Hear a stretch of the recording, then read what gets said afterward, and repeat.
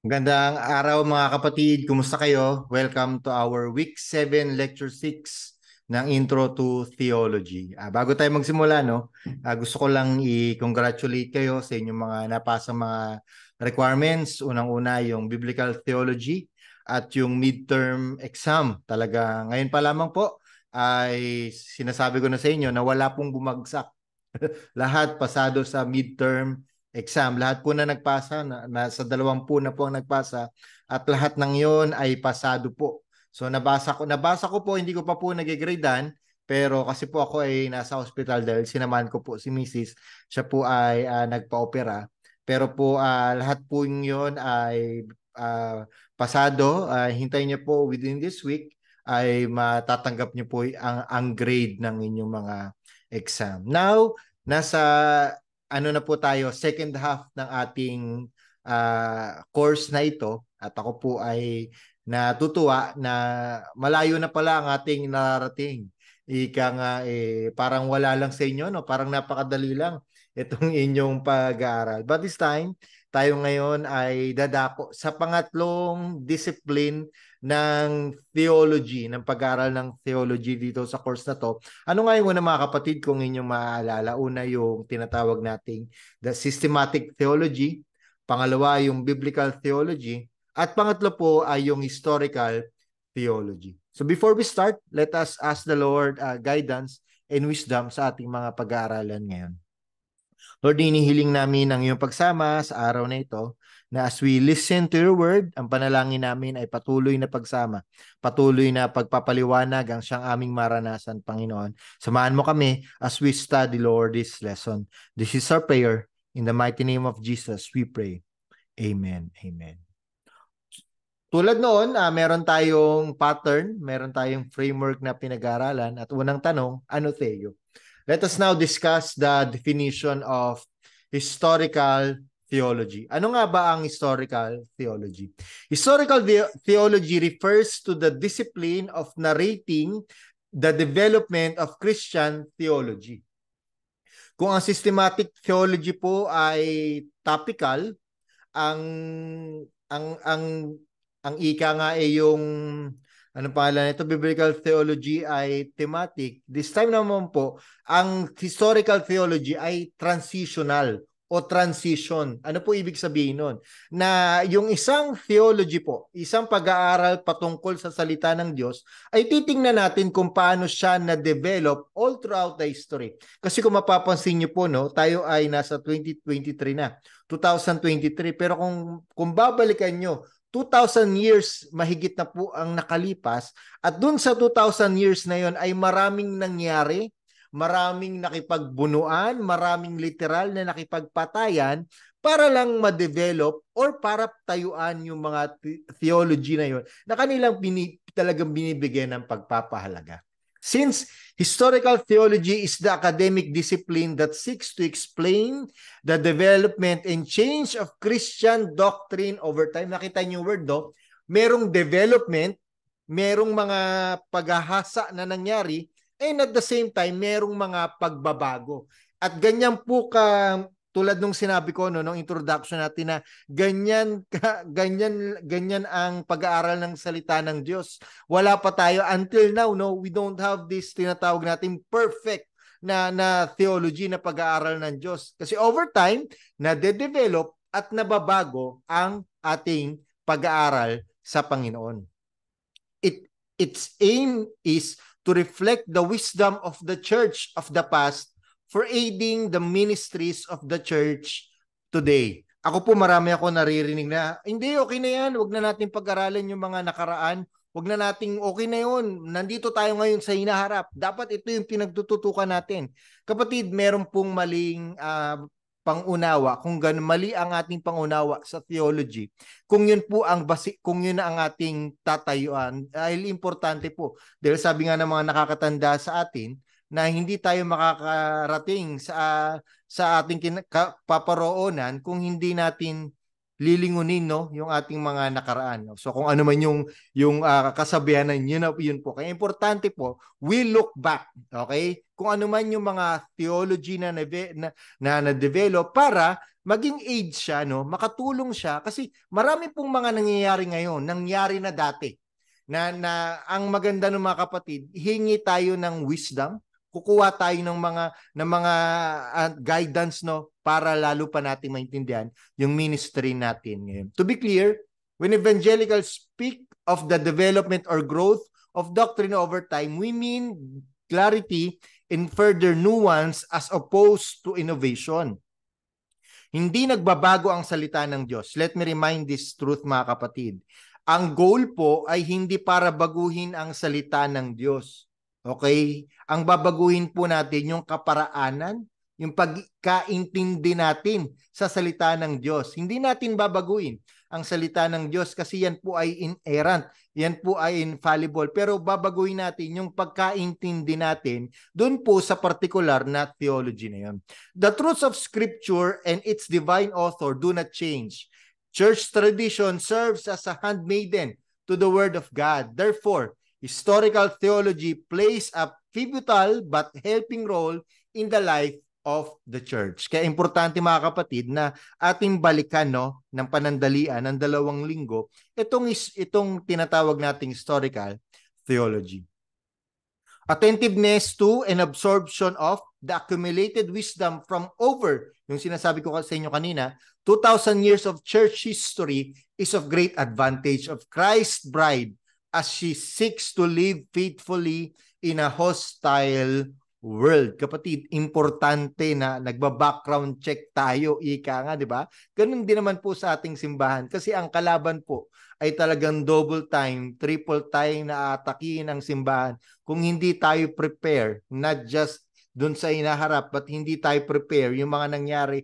Kung hindi natin pag-aaralan yung mga nangyari ng mga nakaraan, ay magkakaroon tayo ng malaking problema. Theologians and pastors and even kayo mga ministers do themselves a disservice if they approach a biblical text or theological question as if they are the first to ever do so. Okay? Historical theology broadens and adds depth to exegesis. Kaya as much as we want to study the Word of God deeply, ay malaking tulong po yung mga interpretation din ng ating early fathers kung paano po na-develop yung mga theology na yon.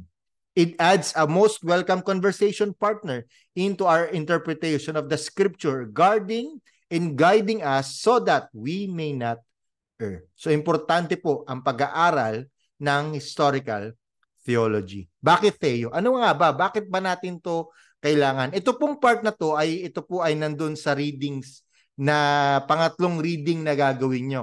Na if I'm not mistaken, ito po ay isasubmit nyo sa August 25. So pag ito ay napag-aralan nyo, ibig sabihin, kapatid, ay pwede nyo na. Ito na mismo yan. Ito na yung summary ng readings. No? So sinama ko na dito para mas madali yung pagkaintindi nyo at may sulat nyo sa readings nyo.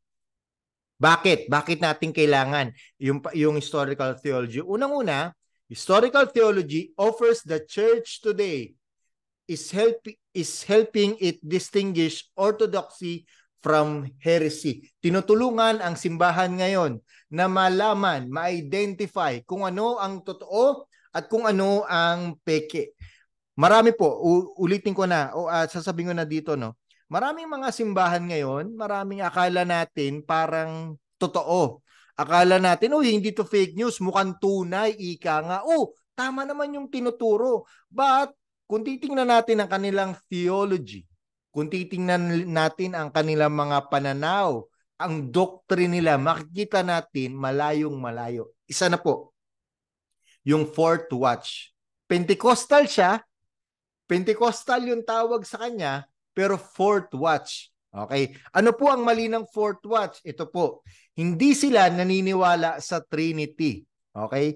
Ang fourth watch po ay hindi naniniwala na ang God the Father, God the Son, God the Holy Spirit ay tatlong persona pero at iisang Diyos. Di sila naniniwala doon. Naniniwala sila doon sa mode na tinatawag natin, yung modalism, na ang Panginoon isa, nag-appear as God the Father in the Old Testament, God the Son in New Testament, at yung Holy Spirit sa present age. Yun po. Kaya kung titingnan natin, mga kapatid, mukhang tama pero mali. So kung hindi natin pag-aaralan yung historical theology, mapipeke tayo at tayo ay maloloko. Pangalawa, Historical theology provides sound biblical interpretations and theological formulations. Importante po na pag-aralan natin itong historical theology kasi most of the doctrines po na meron tayo ay talagang hindi develop, hindi lang ng isang tao. Ang tawag nila doon council. Meron pong group of council, mga early fathers natin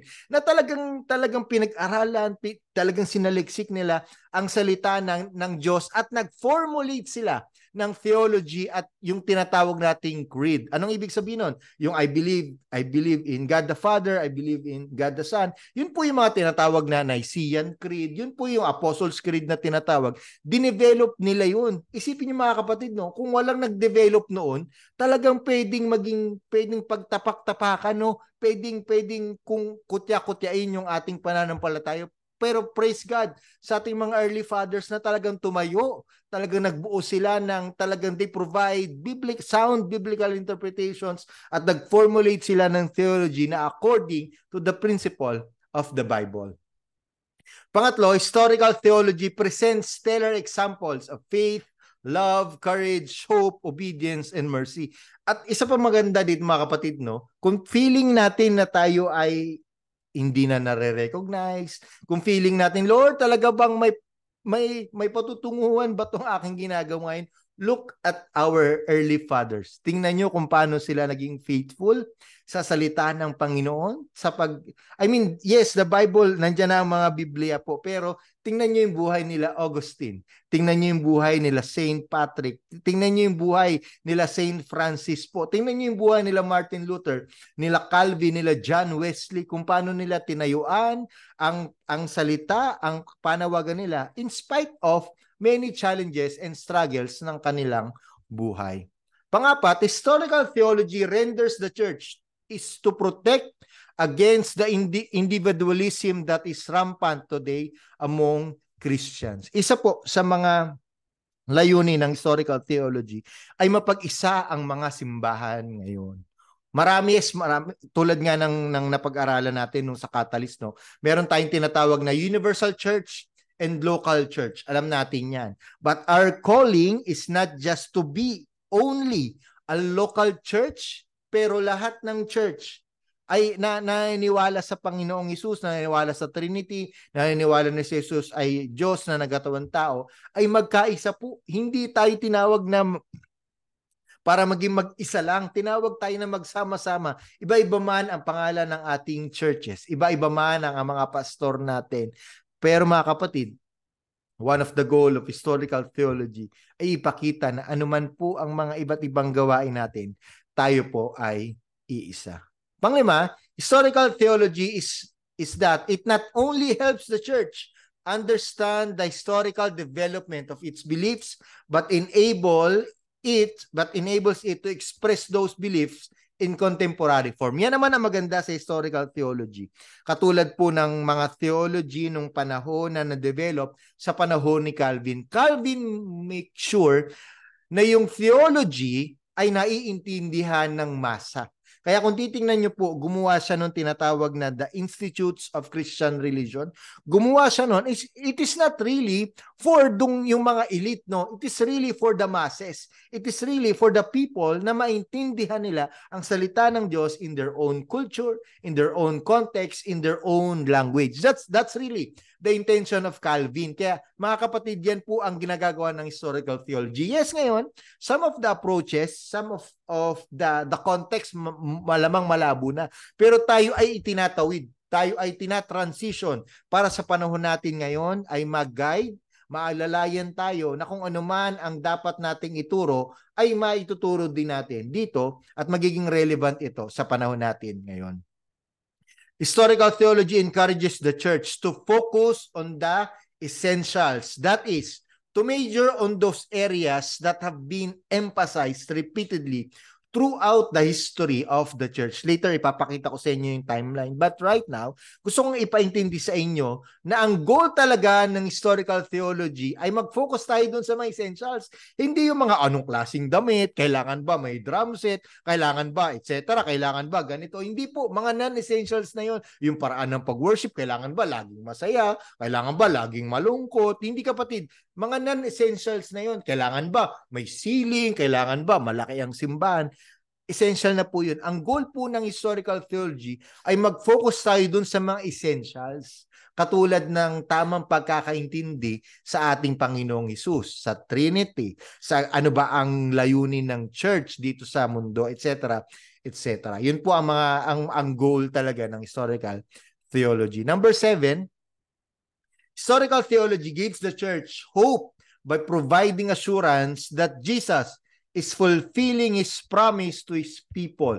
Isa po isang magandang dahilan kung bakit natin kailangan pag-aralan itong historical theology, kasi sinamaan sila ng Panginoon. Yung mga church fathers natin, yung mga ginamit ni Lord ng mga panahon na yon ay sinamaan ni Lord, talagang nagtagumpay. Meron pa nga yung isang I forgot the name ng kalimutan ko yung nagsunog ng Biblia, no? Yung bahay na yon na talagang sinunog dahil pinersecute. Ang nangyari po, yung bahay ng nanunog, yun po ang naging first ever printing press ng Bible.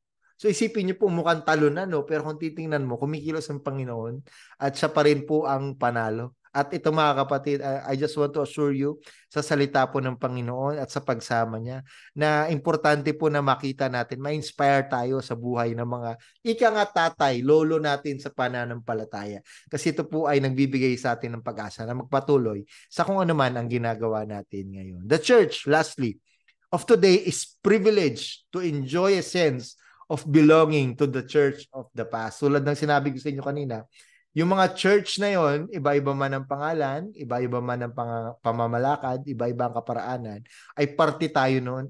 Sinasabi sa Hebrews chapter 12, verse 1, sinasabi sa Revelation, sinasabi sa 1 Peter, ay parte tayo ng royal priesthood na yon. Parte tayo nun sa every tribe, every tongue, every knee shall bow down, kapatid. Kung ano man ang naranasan nila, kung sino man sila, pribileyo tayo, nakasama tayo nila. Sa patuloy na pag-a-advance ng kingdom ng ating Panginoon. Now, sino Theo? I just want to, medyo mahaba ito ng konti, pero gusto ko lang, hindi ko na ipapaliwanag ito, no? Pero ano ba yung timeline ng historical theology? Ulitin ko po, ito po ay introduction lang, okay? So I do not have enough time, no? Or I have the materials, pero kinover ko lang po yung tingin kong kailangan lang. So ito mga babanggitin ko, pwede nyo po itong research, pwede nyo pag-aralan, para po mas magkaroon kayo ng mas malalim na pag-aaral. But this time, ito po ay dadaanan lang natin, mga kapatid. Timeline. Una, ito yung tinatawag nating patristic period. Ito po ay nangyari ng 100 to 450 AD. Medyo crucial itong period na ito dahil dito talaga po talagang naglaganap yung mga false doctrines. Dito talaga lumaganap yung mga talaga na challenge yung mga early fathers natin. Kaya kung titingnan nyo yung dito sa patristic period, very essential, no? Very crucial yung mga doctrine na develop nila. Ito po yung mga notable theologians, no, during the patristic period, makikita natin diyan. Heretics during the patristic period, makikita, mapag-aaralan natin diyan kung sino yung mga sila Arian, yung mga yan, sila nandiyan naman na po. So various theological developments during the patristic period. So the Bible and tradition, the Christological controversies, makikita natin yan, si Arianism, si Apollinarianism, si Nestorianism. Silang tatlo, yan si Aria, si Apollo, si Apollinario, si Nestoria, si Arian, mga ano yan mga school bukol yan, mga talagang sakit sa ulo ng mga panahon na yon. At some other time po, ipapaliwanag ko kung ano yung bali po, iba ang pananaw nila. Most of them po, if not, Ang iba po diyan ay si Arya, lalo na si Arya yung Arianism, hindi siya naniniwala na si Jesus ay Diyos. Okay? So tao lang siya. So diyan po yung Iglesia ni Cristo. Okay. So Trinity diyan din na-develop, dito rin na-develop kasi tulad nga ng sinabi ko sa inyo, no, walang word na Trinity sa Bible. But they need to defend this because of Christological controversies na nangyari, they need to develop the doctrine of the Trinity. Okay, dito nangyari yung mga kapatid. Yung sinasabi ko sa inyong homoousios and homoiousios, dito nanggaling yan. At si Arianism at yung mga church fathers natin ang nagtanggol para dun para magkaroon tayo ng the Trinity. The Donatist controversy, the Pelagian controversy, faith and philosophy. Yun po yung sa patristic period. Middle Ages naman and the Renaissance, ito po ay 500 to 15. Dito na po na mamayagpag itong if I'm not mistaken, no, itong Catholics, Roman Catholics, no. Dito na sa area na to na mamayagpag ito. So arguments for the existence of God, ito more on philosophical na ito, mga apologetics na yung mga lumaganap dito kasi ito ang Renaissance, ito yung Enlightenment period eh. Kaya grabe yung panahon na to, lumalabas talaga yung mga makakapal na mga sulat para lang maintindihan natin yung the existence of God, understanding the atonement, discussions of the sacraments, the interpretations of the Bible and the Renaissance and humanism, the themes in late medieval scholastic theology. Yan po yung mga pinag-aralan dyan. And at noong 1500 to 1750 AD, dito na po nagkaroon ng tinatawag na Reformation in post-Reformation period. Kung makikita nyo, ito po ay pinangunahan ni Martin Luther. Kung babalikan nyo ang history, no, 15 something, no, 1521, grabe po ang nangyari sa pagyugyug sa Catholic Church kasi talagang nagkaroon ng pinukpok nilatag ni Martin Luther yung 99 Theses, and from there on talagang nagkaroon ng Reformation, pagbabago, pag-uga nga sa Kristyanismo. Anong na-develop noon? Ito po, theologians and movements of the Reformation. Actually, kung babalikan nyo, no, mabilis lang mga kapatid, na-develop po ito dahil sa pagbabasa ni Luther sa dalawang libro, sa Romans and Galatians. And yun po yun, na-challenge niya yung mga Catholics. Ayaw niya naman talagang umalis sa Catholic faith. Gusto niya lang i-challenge yun. No? Bakit sa Romans and Galatians sinasabi na we are saved by grace, through faith, not by works? So kaya na-challenge yun mga kapatid. So dito na yung German Reformation, maraming mga German scholars na po ang naglabasan. The Swiss Reformation, dito na sila Zwingli. The Radical Reformation, ito yung mga Anabaptists, Quakers, ito na yung talagang parang bumalik sila sa pagiging monk. Ito na yung samahan na talagang wala silang ginawa, kundi sila lang. Ayaw nila anything from the world. Nandiyan na yung Catholic Counter-Reformation, nandiyan na yung mga Jesuits, dito na-develop yung mga kapatid. And theological developments during the Reformation and after the Reformation. Nandiyan na po yung mga kilala natin, no? Sila John Wesley, sila John Calvin, at marami pang iba. So the Bible and tradition in the Reformation, muli pong pinaintindi at talaga nagkaroon ng malalim na pag-aaral kung ano ba ang Bible. So dito na rin lumabas yung tinatawag na justification by faith alone, the nature of the real presence of Christ in the Lord's Supper and the Church. Ito na po yung isa sa mga ang for the Catholics kasi mayroong term dito na very literal sa kanila, yung communion. Na when you take communion, literal, it is the literal body and the blood of Christ. But we understand, tayo po, ang ating paniniwala, hindi siya literal. Symbol, representation lang siya ng body and blood of Christ. And theology and astronomy, the Copernican and Galilean debates. Now, talon tayo mga kapatid, sa the modern period, 1750 until now, ito na po yun, no? So, una, meron tayong tinatawag na the quest for the historical Jesus. Kung titingnan nyo, masakitin sa ulo ito kasi dito na po naglaganap sila Karl Barth. Ito na yung talagang pinag-aralan yung pagiging tao ni Jesus, yung historical Jesus na wala silang pakialam sa divinity. They just want to really sa pag-aaral na yon is pukpukin yung pagiging human ni Jesus. Na even the miracles, sinasabi nila na wala talagang miracles na nangyari. Kumbaga lahat ng mga yon ay ano lang po, kumbaga lahat yun ay walang supernatural occurrences. Lahat po yun ay talagang natural lang na pangyayari. Parang yun yung gustong ipakita nitong The Quest for the Historical Jesus. Until now po, mayroong mga namamayagpag dito. And some other time, pag-usapan natin, but i-present ko lang sa inyo yung mga ano lang po, ilang mga bagay lang. And makikita rin natin dito, the basis and nature of salvation, the debate over the resurrection, the debate over the Trinity, and the debate over the church. Makikita natin yan mga kapatid, the attributes of God in process theology, yan. Maganda rin pag-aralan yan. Yung iba dito, medyo nosebleed pa kayo, pero okay lang, daanan nyo lang. The feminist critic of transition Christian theology, Christian approaches to other religions and contemporary theology, theological method in the modern period. Now, Santeo, ano nga ba ang practicality ng pag-aaral ng historical theology? Yung iba dito malamang naulit na, pero gusto kong sabihin na all of the legwork of the most essential doctrines of the Christian faith has already been done. Lahat po ng mga tatay natin, lolo natin sa pananampalataya ay tinrabaho na po. Marami na tayong resources. Marami na tayong, when we read the Bible at meron tayong hindi naintindihan, Google nyo lang actually. Ando na yung mga kapatid. Or I can recommend to you books para talagang magkaroon kayo ng mas malalim, tamang pag-unawa. Nandun na po lahat. We are not creating theology, ika nga. Dahil tapos na lahat ng mga experiences natin, naranasan na nila yun. Lahat ng mga nakikita na babasa natin when we read the Bible, nabasa na nila yun.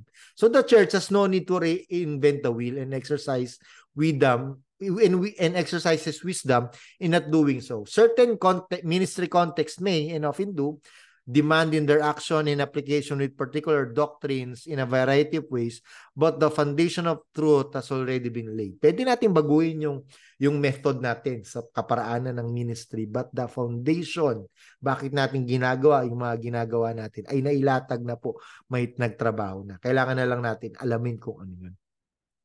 Pangalawa, it aids the church in her ongoing necessary endeavor to distinguish sound doctrine from heresy, truth from error. Ito po ay makakatulong sa atin, no, dahil marami pa rin pong naglalabasa ng mga theology na talagang mali. Una, yung tinatawag nating prosperity gospel. Ito yung kaparaanan ng pag-aaral ng salita ng Diyos na kung saan ang tingin nila sa Biblia ay parang token o para siyang slot machine. So, masarap sa tenga, ito nga yung sinasabi ni Timothy, masarap sa tenga, pero mali. Dahil ang Biblia po, yes, maganda na magkaroon tayo ng kasaganahan, no? Pero ang buhay po ay hindi lang tungkol sa kasaganahan. Ika nga at makikita natin yan from the Bible na kailangan nating ma-realize na merong satisfaction, yes, meron tinatawag na salvation, but there's also a suffering. So makikita natin mga kapatid, no? Kaya be careful tayo sa napapakinggan natin dahil marami, hindi ko napapangalanan, pero marami mga maririnig nyo, lalo na ngayon, isang YouTube mo lang, isang pindot mo lang, masarap sa tenga, kapatid, pero kung titingnan mo talaga is malapit na siya doon. Napaka-unbalance ng pagtuturo. Talagang malayo sa katotohanan. So makakatulong ito sa atin para magkaroon tayo ng balancing pananaw sa buhay, para balancing pananaw sa salita ng Diyos. Historical theology is necessary because historical errors about who Jesus is lead people away from saving faith. Historical theology connects the church's thinking about specific theological heresies to beliefs commonly held today that the church might combat error with truth in love. So yun naman po yung maganda, no? Dahil alam na natin, ay i-combat natin, lalabanan natin na merong pagmamahal naman, no? Wag hindi mali yan, hindi po. So importante pa rin na maging yung discernment natin ay nandoon pa rin. Pangatlo, it gives the church with inspiring examples of faith piety, perseverance, commitment, and suffering for the gospel. Knowing the works of our church fathers serve to fuel the believers' faith and spur them on to greater trust in the Lord in present times. Therefore, they can be said to be timely as struggles with sin and hard wrought perseverance are common experiences for believers. Ito naman yung maganda mga kapatid, lahat ng mga nararanasan mo, hindi lang ikaw ang nakaranas niyan. Persecution, yun talaga matitest yung patience mo. Matutokso ka, yun talagang, Lord, tama ba itong ginagawa ko? Maki-question mo yung calling mo kay Lord. Lahat pala yan, naranasan na rin ng mga early fathers natin, ng mga church fathers natin. Now, tinutulungan tayo nito na magkaroon tayo ng inspiration na magpatuloy, na hindi lang pala tayo yung nagsasuffer, kundi marami rin pala. Pangapat, it helps ward off theological fadism. Papaliwanag ko to. No? Ano nga ba ang theological fadism? Ito po yung it produced in the current cultural wake of an entitled, consumeristic, expressive individualism. Ito po yun has tragically led to a pick and choose your favorite doctrines mentality. From the word faith, no? Yung parang pipili na lang tayo na kung ano yung tingin nating theology na very sa atin, favored, magbe-benefit tayo. Katulad niyan, prosperity gospel. No? So, yung iba, pag suffering, hindi na tinatanggap. Kaya, for them, pag nagkasakit ka, ibig sabihin wala kang faith. So, paano naman yung, di ba? Parang, pag nagkasakit ka at hindi ka gumaling, kulang ang pananampalataya mo. Pag nagbigay ka at ikaw ay nakaranas pa rin ng paghihirap, ay matindi, ay kulang pa ang pananampalataya mo. Parang yun yung pabor sa kanila. Pero kung titingnan mo, ay napaka-consumeristic ng approach at kailangan nating labanan yun through studying historical theology. Contemporary culture today often denies, minimizes, or perverts fundamental doctrines such as the sovereignty of God, health, and the authority of Scripture. So marami nagsasabi na wala daw hell, marami nagsasabi na errant, na fallible, no? Just to mapaboran ng kanilang doktrina. Halimbawa po, meron isang church, di ko napapangalanan, dito lang sa Metro Manila. Kilala ko po itong church na to kasi ako po ay tumulong na rin dito, ika nga. Pero along the way, bago po mag-pandemic, naglabas sila ng parang policy nila or memo na sinasabi nila na hindi na sila naniniwala na inerrant ang Bible. So in short, for them, yung Bible, document na lang. Okay? Ibig sabihin, one of the inspiration ng kanilang ng faith nila. Ano po ang consequence noon? Kaya pala, kasi for them, tinatanggap na nila yung same-sex marriage. Yung church na yon, nakakalungkot man po, ay okay na sa kanila yung lalaki sa lalaki, yung LGBT, tinatanggap na nila sa leadership. Kaya pala nila mga kapatid, binaba yung policy na yon na for them, the Bible is not inerrant kasi po parang pumabor doon sa isang paniniwala na yung tulad nga yung same-sex marriage and etc. Nakakalungkot mga kapatid, nangyayari ito. If you will look at the church right now, nangyayari ito. So we must be aware. At ayaw natin nun, yung theological fadism. Lastly, it gives the church hope by exposing her to the promise, keeping God's past and present faithfulness. Yun naman po yung maganda mga kapatid, no? Na as we study this, makikita natin yung katapatan, kabaitan, kabutihan ng Diyos. Na kung paano sila sinamahan, no? Sa panahon na sila ay naghihirap, ay makikita nila na hindi sila iniwan ng Diyos. So ganun din sa atin mga kapatid. Expose tayo dun sa pangako ng Panginoon. That our God is a promise-keeping God. God has always been and always be faithful to His promise to build His church. Because of this reality, Christians today are able to sense a connectedness to the universal church. Hindi tayo nag-iisa mga kapatid. Marami tayong kasamang kapatiran, di ba? Sabi nga sa 1 Peter, na hindi lang tayo, okay mag-alala, sabi ni Peter doon sa sulat niya, no, na maging vigilant kayo, na marami kayong mga kapatid all over the world na talagang nagpupursige, di ba? Marami tayong kapatid sa China, sa Iran, sa Saudi, underground man yan, pero nag-worship. Kapatid, I'm telling you, God is faithful until now. And as we end, contemporary ecclesial engagement. Itong pag-aaral natin ng historical theology is wise, necessary, and timely as past Christian thought and tradition are imperative for understanding Christian theology and applying scripturally rooted doctrines to the Christian life today. Importante yung mga kapatid.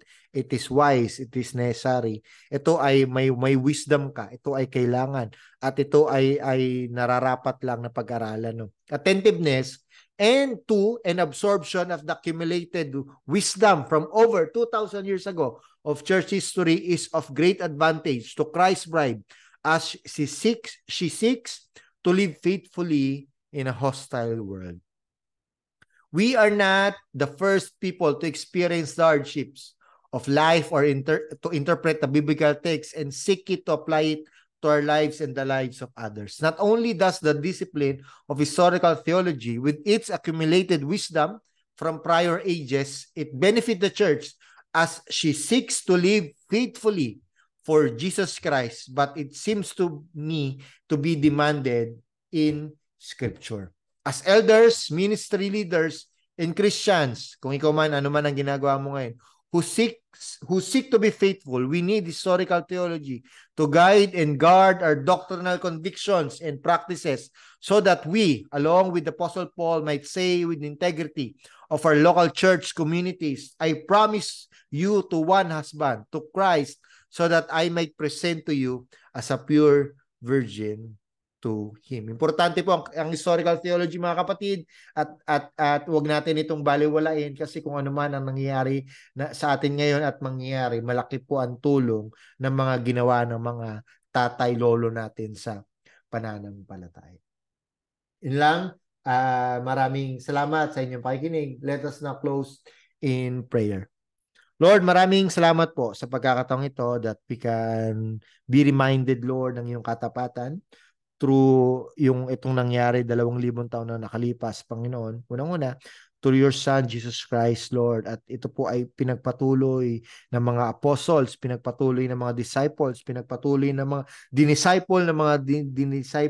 dinisciple, Panginoon. At napunta kila Polycarp, napunta doon sa iba't ibang mga tao, Panginoon. And andito kami ngayon, Lord, because of your faithfulness and yung faithfulness din, Panginoon, ng mga tinawag mo. Kaya, Lord, kaming mga nagpapatuloy sa pananampalataya, Lord. Unang-una, aasa kami sa katapatan mo. At magiging inspirasyon din namin, Panginoon, yung katapatan ng mga lolo, mga tatay namin sa pananampalataya. Salamat, Lord. Patuloy na pagpalain mo kung sino man ang makakapakinig, Lord, ng lesson na ito. This is our prayer. In the mighty name of Jesus we pray. Amen. God bless you, mga kapatid.